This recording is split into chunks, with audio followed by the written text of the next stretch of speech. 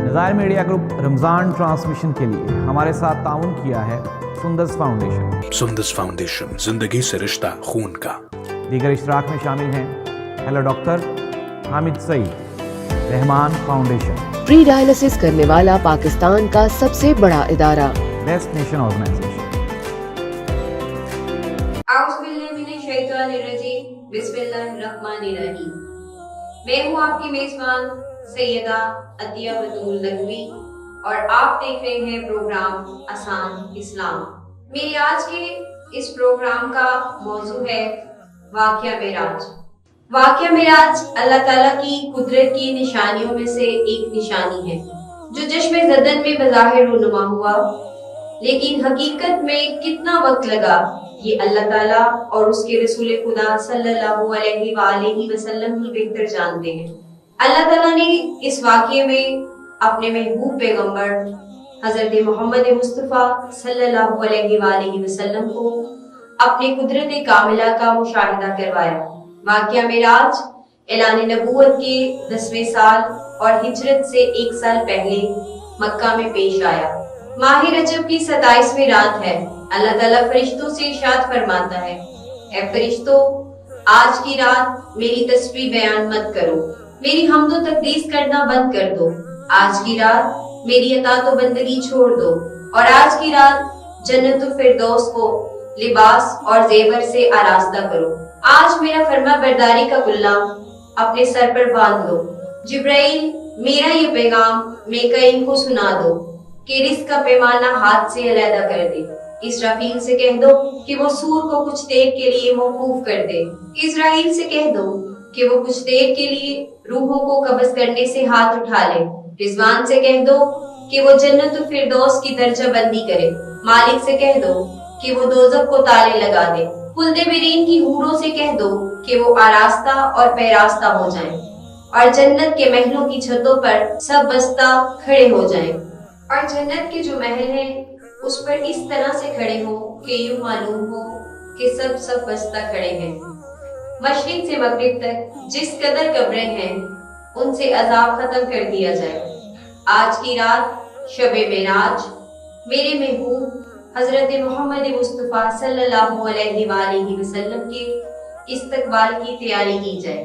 آج کے اس پروگرام میں واقعہ معراج کو قرآن اور حدیث کی روشنی میں بیان کروں گی کہ چشم زدن میں عالم بالا کا نقشہ ہی بدل جاتا ہے۔ حکم ربی ہوا، اے جبرائیل، اپنے ساتھ 70,000 فرشتے لے جاؤ۔ حکم الہی سن کر جبرائیل امین سواری لینے جنت میں جاتے ہیں۔ آپ نے ایسی سواری کا انتخاب کیا جو آج تک کسی شہنشاہ کو بھی میسر نہ ہوئی ہوگی۔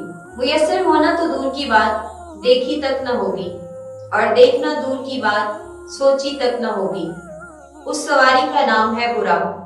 تفسیر روح البیان میں ہے کہ نبی کریم صلی اللہ علیہ وآلہ وسلم سے پہلے براق پر کوئی سوار نہیں ہوا۔ ماہ رجب کی 27ویں شب کس قدر پرکیف رات ہے، مطلب بالکل صاف ہے، فضاؤں میں عجیب سی کیفیت طاری ہے۔ رات آہستہ آہستہ کیف و نشاط کی مستی میں مست ہوتی جا رہی ہے۔ ستارے پوری آب و تاب کے ساتھ چلملا رہے ہیں۔ پوری دنیا پر سکوت اور خاموش کا عالم طاری ہے۔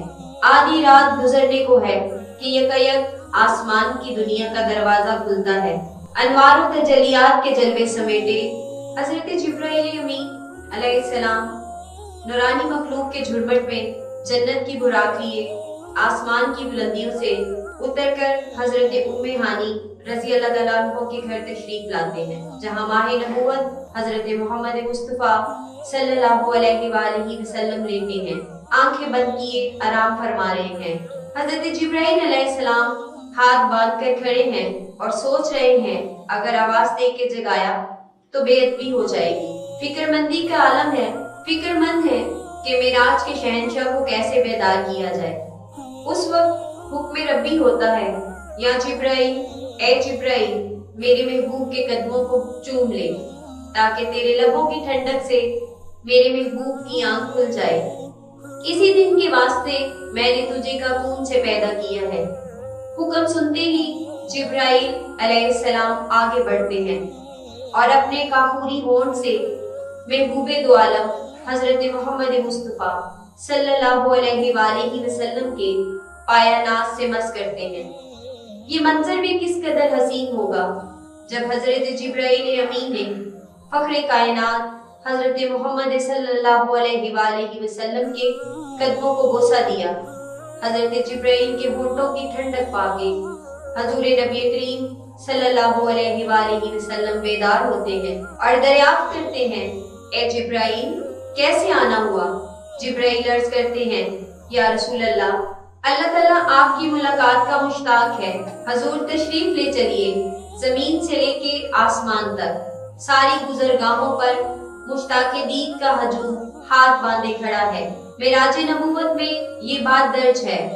چنانچہ آپ صلی اللہ علیہ وآلہ وسلم نے سفر کی تیاری شروع کی۔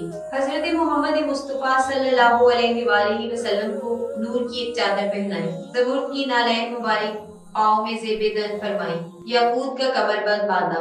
معراج نبوت صفحہ نمبر 607 پہ یہ واقعہ مکمل طور پہ تحریر ہے، اور صفحہ نمبر 606 پہ یہ بات تحریر ہے۔ حضور صلی اللہ علیہ وآلہ وسلم نے براق کا حلیہ بیان کرتے ہوئے فرمایا کہ سینہ سرخ یاقوت کی مانند چمک رہا تھا، اس کی پشت پر بجلی گونجتی تھی، ٹانگیں سبز زمرد کی اور دم مرجان کی، سر اور اس کی گردن یاقوت سے بنائی گئی تھی، بہشتی زین اس پر کسی ہوئی تھی جس کے ساتھ سرخ یاقوت کے 2 رکاب اویزاں تھے۔ اس کی پیشانی پر لا الہ الا اللہ محمد رسول اللہ لکھا ہوا تھا۔ چند لمحوں کے بعد وہ وقت بھی آ گیا جب سرور کونین حضرت محمد مصطفیٰ صلی اللہ علیہ وآلہ وسلم کو براق پر تشریف فرما ہو گئے۔ حضرت جبرائیل علیہ السلام نے رکاب تھام لی، حضرت میکائیل علیہ السلام نے لگام پکڑ لی، حضرت اسرافیل علیہ السلام نے زین کو سنبھالا۔ کتب میں تحریر ہے کہ معراج کی رات 80,000 فرشتے رسول خدا صلی اللہ علیہ وآلہ وسلم کے دائیں طرف اور 80,000 فرشتے بائیں طرف تھے۔ فضائیں فرشتوں کے درود و سلام کی صداؤں سے گونج اٹھی، فضائیں فرشتوں کے درود و سلام کی صداؤں سے گونج اٹھی، اور آقا نامدار حضرت محمد مصطفیٰ صلی اللہ علیہ وآلہ وسلم درود و سلام کی گونج میں سفر معراج کا آغاز شروع کرتے ہیں۔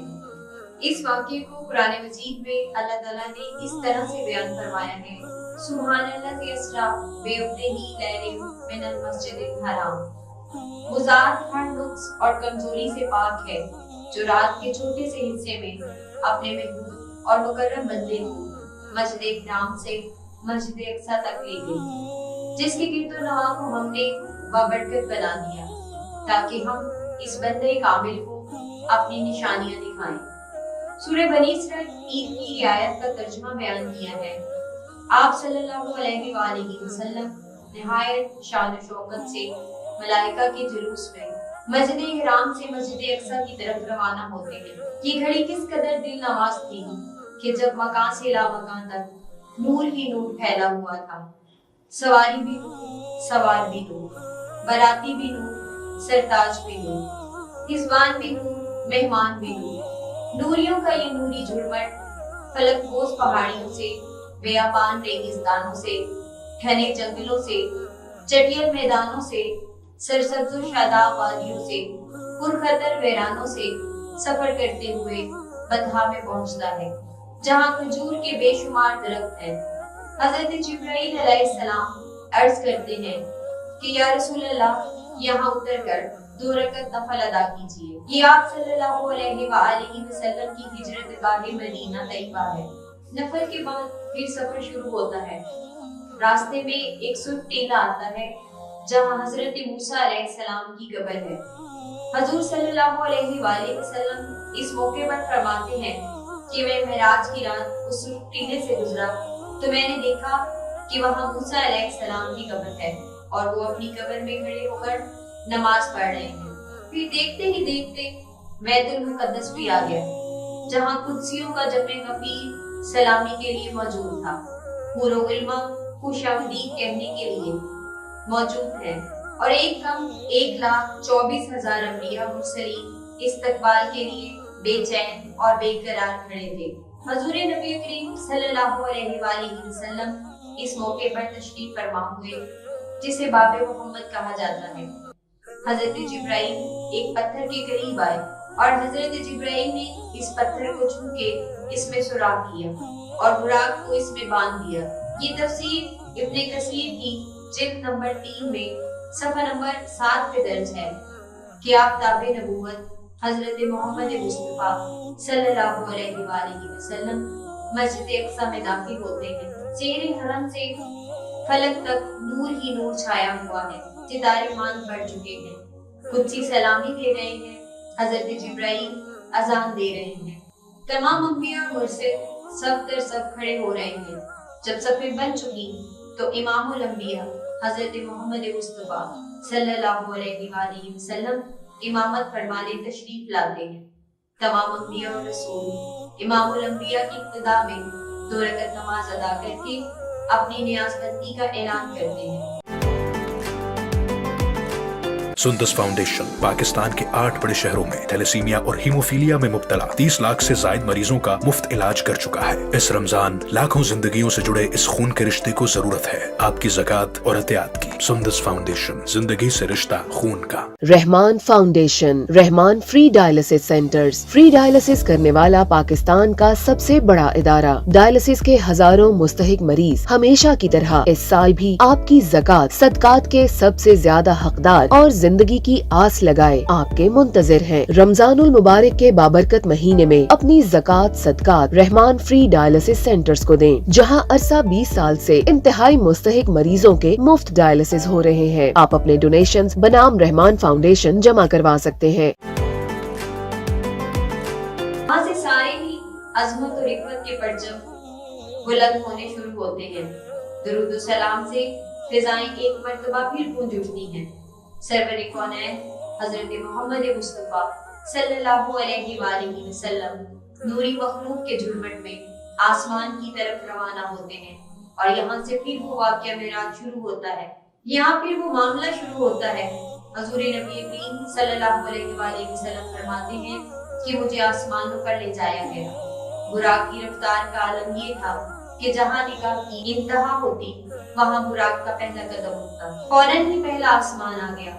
हजरत जिब्राइल अलैहिस्सलाम ने दरवाजा खटखटाया। दरबान ने पूछा कौन है? हजरत जिब्राइल अलैहिस्सलाम ने फरमाया जिब्राइल। दरबान ने पूछा तुम्हारे साथ कौन है? हजरत जिब्राइल अलैहिस्सलाम ने कहा हजरत मोहम्मद मुस्तफा सल्लल्लाहु अलैहि वसल्लम। दरबान ने फरमाया मरहबा, दरवाजे इन्हीं के लिए खोले जाएंगे। चुनाचे दरवाजा खोला गया। आसमानी अव्वल पर हजरत आदम अलैहिस्सलाम ने हजूर सरवर कौनैन को खुशामदीद कहा। दूसरे आसमान पर हजरत ईसा अलैहिस्सलाम और हजरत याह्या अलैहिस्सलाम ने खुशामदीद कहा। चौथे आसमान पर हजरत यूनुस अलैहिस्सलाम ने खुशामदीद कहा। पांचवें आसमान पर हजरत हारून अलैहिस्सलाम ने खुशामदीद कहा। छठे आसमान पर हजरत मूसा अलैहिस्सलाम ने खुशामदीद कहा और सातवें आसमान पे हजरत ईसा अलैहिस्सलाम ने खुशामदीद कहा और आप सल्लल्लाहु अलैहि वसल्लम का इस्तकबाल किया। ये पूरा मंजर इतने वक्त में तय हुआ कि नबी पाक ने फरमाया कि कुंडी का हिलना बंद न हुआ, बिस्तर की हरारत जो है वो खत्म न हुई। इस कसरत के साथ आप तशरीफ ले जा रहे हैं, इस तेजी के साथ तशरीफ ले जा रहे हैं, लेकिन निकाह मुस्तफा से ज़ेरे ज़मीन क्या हो रहा है वो भी पोशीदा नहीं। कब्र के अंदर जनाबे मूसा ने क्या मामलात हो रहे हैं ये भी पोशीदा नहीं। फरमाया मैंने अपनी आंखों से देखा कि मूसा अपनी कब्र में खड़े नमाज अदा कर रहे हैं। फिर मस्जिद अक्सा यहाँ आप तशरीफ ले आए, अंबिया कराम की इमामत की और अंबिया कराम को परवरदिगार ने शर्फ़े मुलाकात नसीब फरमाया। फिर यहाँ से सफरे मेराज का अगला मरहला आसमान की तरफ शुरू हुआ। आप सल्लल्लाहु अलैहि वसल्लम ने आसमान की सैर फरमाई और हर आसमान पर मुख्तलिफ अंबिया कराम ने आप सल्लल्लाहु अलैहि वसल्लम का इस्तकबाल फरमाया और इस सादत पर मुबारकबाद पेश की। फिर इसके बाद जन्नत दोज़ख का मुशाहिदा फरमाया, जन्नत की नेमतों का मुशाहिदा फरमाया और अहले जहन्नम का आप सल्लल्लाहु अलैहि वसल्लम ने मुशाहिदा फरमाया। फिर उसके बाद जब आप सल्लल्लाहु अलैहि वसल्लम सिदरतुल मुंतहा पर पहुंचे तो जिब्राइल अलैहिस्सलाम ने अर्ज किया کہ یا رسول اللہ میری پرواز کی اور میرے جانے کی حد یہی تک ہے، یہاں اس سے آگے ذرا برابر بھی بڑھوں گا تو میرے پر چل جائے گی، اگر مکھی کے پر کے برابر بھی آگے بڑھوں گا تو میرے پر چل جائیں گے۔ یعنی جبرائیل کی پرواز کی حد جہاں ختم ہو جاتی ہے وہاں سے مقام مصطفیٰ صلی اللہ علیہ وآلہ وسلم کا آغاز ہو رہا ہے، اور یہاں سے سفر معراج کا اگلا مرحلہ شروع ہوتا ہے، اور پھر قرب خاص میں اتنا آ گئے کہ سارے فاصلوں کو مٹا دیا گیا، ساری دوریوں کو مٹا دیا گیا۔ قرآن پاک اس کا تذکرہ یوں فرماتا ہے، قوسین، یہ عرب میں ایک محاورہ بولا جاتا ہے کہ جب تمام دوریوں کو، تمام فاصلوں کو مٹا دیا جائے اور قرب کی انتہا جب ہو جائے تو یہ محاورہ بولا جاتا ہے، یہ جملہ بولا جاتا ہے۔ قوسین سے بھی قریب اللہ پاک نے نبی پاک کو اپنے جلوے کے اتنے قریب فرمایا کہ انتہا درجے کی قربت ہے، انتہا درجے کا وصال ہے۔ اب یہاں پر اپنی بیداری کے ساتھ رب دو جہاں کا دیدار فرمایا۔ اپنی شان کے مطابق اللہ پاک نے آپ صلی اللہ علیہ وآلہ وسلم کے ساتھ کلام فرمایا اور راز و نیاز کی باتیں ہوئی۔ قرآن مجید نے ایک جملے میں اس پوری گفتگو کو بیان فرمایا کہ پھر اللہ رب العزت نے اپنے بندے کی طرف وحی فرمائی۔ وہ وحی فرمائی یعنی کیا وحی فرمائی، یہ اللہ اور اس کے رسول بہتر جانتے ہیں۔ اب یہاں پر اپنی بیداری کے ساتھ رب دو جہاں کا دیدار فرمایا۔ اپنی شان کے مطابق اللہ پاک نے آپ صلی اللہ علیہ وآلہ وسلم کے ساتھ کلام فرمایا اور راز و نیاز کی باتیں فرمائی۔ قرآن پاک نے ایک جملے میں اس پوری گفتگو کو بیان فرمایا۔ پھر اللہ رب العزت نے اپنے بندے کی طرف وحی فرمائی۔ جو وحی فرمائی یعنی کیا وحی فرمائی، یہ اللہ اور اس کے رسول صلی اللہ علیہ وآلہ وسلم بہتر جانتے ہیں، اور اللہ اور اس کے رسول جاننے والے ہیں کہ کیا راز و نیاز کی باتیں ہوئی۔ اور پھر اس مقام پر اللہ رب العالمین نے امت محمدی کے لیے 50 نمازوں کا تحفہ عطا فرمایا، جو جناب موسیٰ علیہ السلام کی سفارش سے کم ہوتے ہوتے 5 نمازیں ہو گئے، لیکن یہاں وعدہ فرمایا گیا کہ جو امت محمدی میں سے 5 نمازوں کی پابندی رکھے گا اللہ رب العالمین اس سے 50 نمازوں کا ثواب ادا فرمائے گا۔ قرآن میں ہے کہ جو ایک نیکی کرے گا اللہ تعالیٰ اس کا 10 گنا بڑھ کر اجر دے گا۔ رسول خدا صلی اللہ علیہ وآلہ وسلم معراج سے واپس تشریف لائے۔ صبح ہوئی تو رحمت للعالمین نے کفار مکہ کے سامنے یہ واقعہ معراج بیان کیا۔ اب یہاں 2 طرح کے افراد ہیں، ایک تو وہ جو دل و جان سے آپ سے عقیدت رکھتے ہیں، آپ کے نام پر مر مٹنے والے ہیں، اور ایک دوسرے ہیں۔ دونوں اشخاص کا رد عمل کیا ہے وہ بیان کرتی جاؤں۔ حضور خدا صلی اللہ علیہ وآلہ وسلم نے جب ابو جہل کو بتایا کہ آج رب العزت نے مجھے معراج کا معجزہ عطا فرمایا، یہاں ایک نکتہ دیتی جاؤں کہ اگر معراج خواب کی حالت میں ہوتی تو یقیناً کوئی اعتراض نہ کرتا، کیونکہ یہ کوئی انوکھی بات نہیں ہے، کیونکہ ایک انسان خواب میں کہیں کا کہیں پہنچ سکتا ہے۔ تو ابو جہل نے جب سنا کہ رات کے انتہائی قلیل عرصے میں آپ صلی اللہ علیہ وآلہ وسلم فلاں مقام کی سیر کر کے آئے تو آپ کا تمسخر اڑانے لگا اور کہا کہ پورے کنبے کے سامنے یہ دعویٰ کریں گے؟ رسول خدا نے فرمایا ہاں، چنانچہ اس نے معذاللہ مذاق اڑانے کے لیے لوگوں کو اکٹھا کیا کہ محمد یہ دعویٰ کر رہے ہیں، تم لوگ پوچھ لو کہ اس کا مقصد کیا ہے۔ جب لوگوں نے رسول خدا سے پوچھا تو آپ صلی اللہ علیہ وآلہ وسلم نے اپنے دعوے کو دہرایا۔ کفار مکہ یہ جانتے تھے کہ آپ صلی اللہ علیہ وآلہ وسلم کبھی بیت المقدس تشریف نہیں لے گئے۔ وہاں کی نشانیاں آپ صلی اللہ علیہ وآلہ وسلم سے پوچھنے لگے۔ صحیح بخاری میں ہے، یہاں یہ بات سوچنے کی ہے کہ اگر کوئی شخص کسی جگہ پہ تھوڑی دیر کے لیے جاتا ہے تو یقیناً وہ وہاں چھوٹی چھوٹی چیزوں پر غور نہیں کرتا، ان کو کاؤنٹ نہیں کرتا۔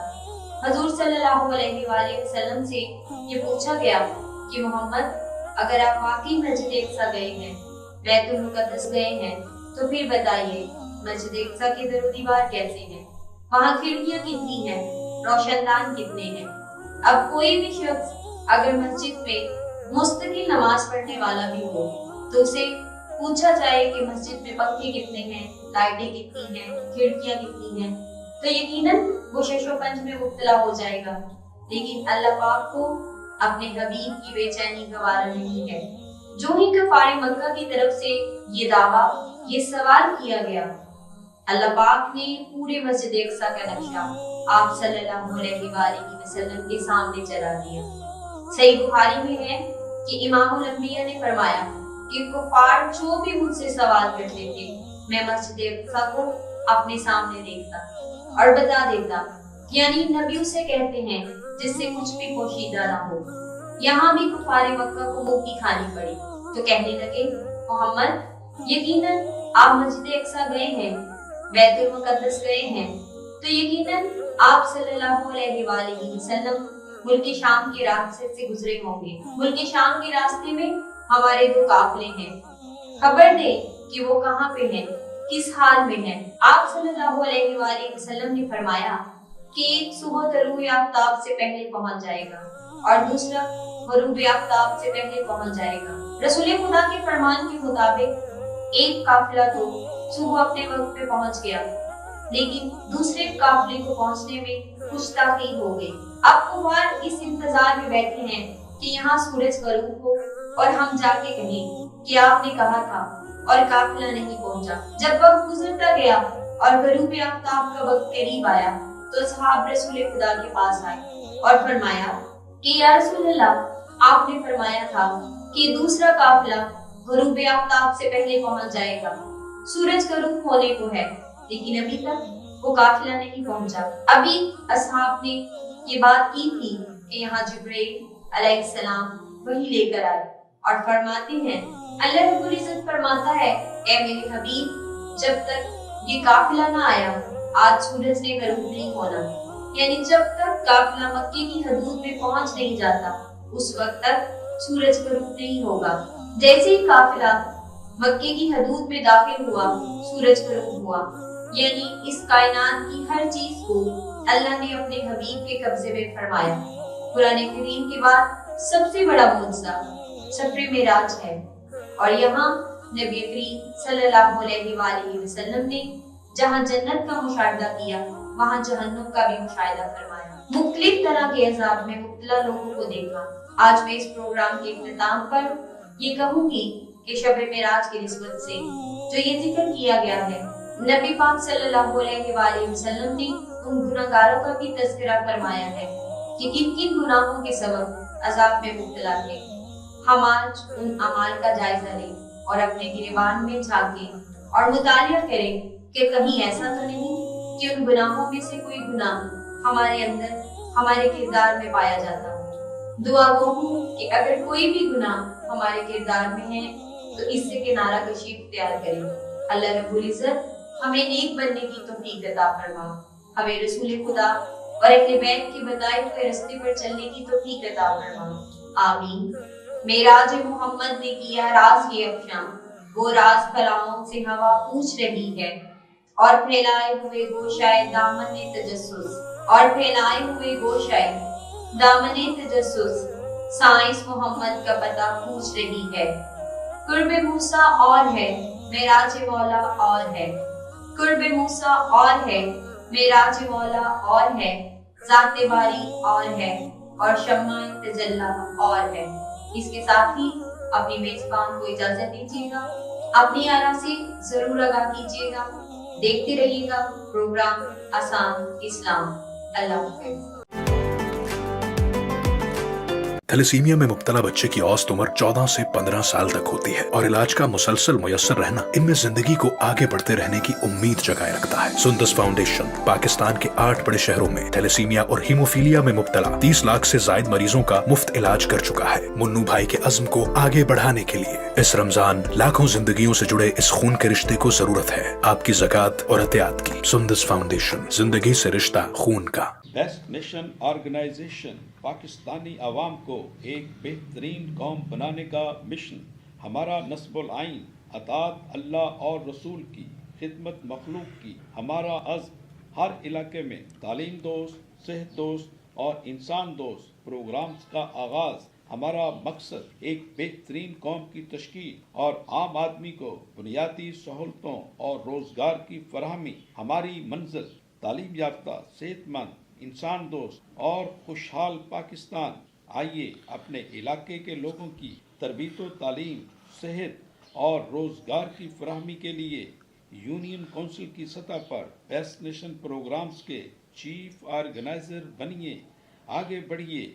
बेस्ट नेशन पाकिस्तान के कारवां को लीड करने के लिए हर इलाके से बेहतरीन किरदार की हामिल सहपे हसीयत शख्सियात अपना प्रोफाइल व्हाट्सएप करें। नंबर आपकी स्क्रीन पर। हम जिंदगी को रोज मुस्कुराते देखते हैं, दौड़ते, भागते, रोते, रुलाते,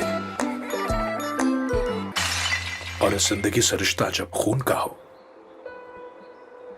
तो उसके आगे कहां कुछ देखते हैं। लेकिन खून के ये रिश्ते सिर्फ पैदाइशी नहीं होते। आपका सवाल होगा कि वो बड़ा होकर क्या बनेगा। यहां सवाल है कि वो कितना बड़ा हो सकेगा। थैलेसीमिया में मुब्तला बच्चे की औसत उम्र 14 से 15 साल तक होती है और इलाज का मुसलसल मुयस्सर रहना इनमें जिंदगी को आगे बढ़ते रहने की उम्मीद जगाए रखता है। सुंदस फाउंडेशन गुज़िश्ता 25 सालों से पाकिस्तान के 8 बड़े शहरों में थैलेसीमिया और हीमोफीलिया में मुब्तला 30 लाख से जायद मरीजों का मुफ्त इलाज कर चुका है। मुन्नू भाई के अज़्म को आगे बढ़ाने के लिए इस रमजान लाखों जिंदगियों से जुड़े इस खून के रिश्ते को जरूरत है आपकी ज़कात और एहतियात की। सुंदस फाउंडेशन, जिंदगी से रिश्ता खून का। नज़ायर मीडिया ग्रुप रमज़ान ट्रांसमिशन के लिए हमारे साथ ताउन किया है सुंदस फाउंडेशन।